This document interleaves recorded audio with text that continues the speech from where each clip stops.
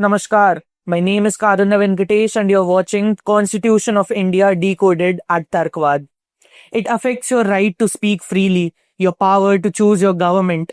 It protects you, guides the police, and even binds a diverse nation into one single sovereign entity. But what is this powerful, invisible force that shapes our destiny?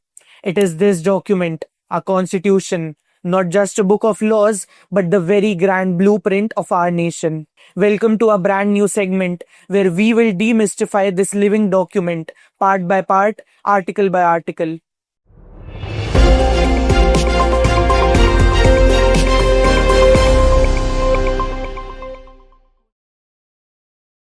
Over the coming weeks, we will embark on a journey together. We will break down the complex legal language into simple, relatable concepts. We will connect the dots between these articles written decades ago and the headlines you see today.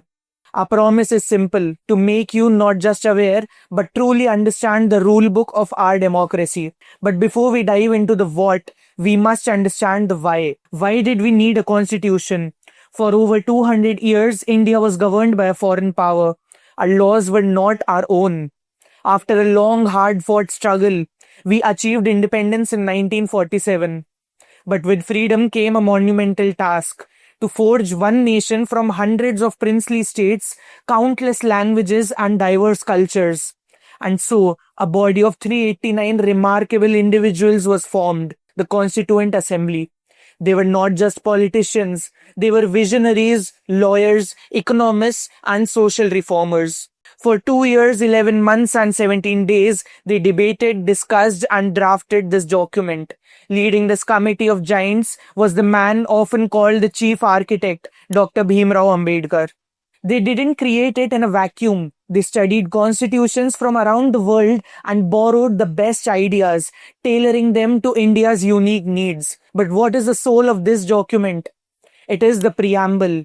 This single paragraph, this identity card of our constitution, lays out its fundamental philosophy. It declares India as a sovereign, socialist, secular, democratic republic and secures for all its citizens justice, social, economic, and political, liberty of thought, expression, belief, faith, and worship, equality of status and of opportunity, and to promote among them all fraternity, the dignity of the individual and the unity of the nation. This is the moral compass that guides every single article that follows. So how is this grand blueprint organized?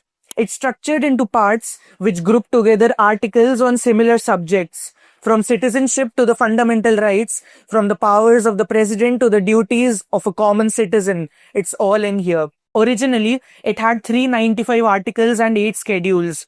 Today, it's a living document. It can be amended to meet the needs of a changing society. And this is why it matters to you today.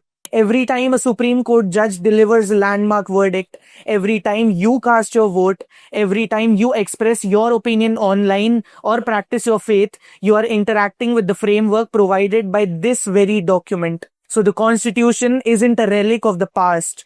It's the operating system of the world's largest democracy. And understanding it is the first step towards being an empowered and informed citizen. In our next video, we will do a deep dive into the very heart of it all, the preamble. We will unpack the profound meaning behind each of these powerful words. You don't want to miss it. If you believe in empowering yourself with knowledge, then like this video, subscribe to Tarkvad and hit the bell icon so you can never miss an update. Share this video with your friends and family and start a conversation. Let us know in the comments below, what is one question you have always had about the Indian Constitution? Thank you for watching. Until next time, stay curious and stay informed. Namaskar.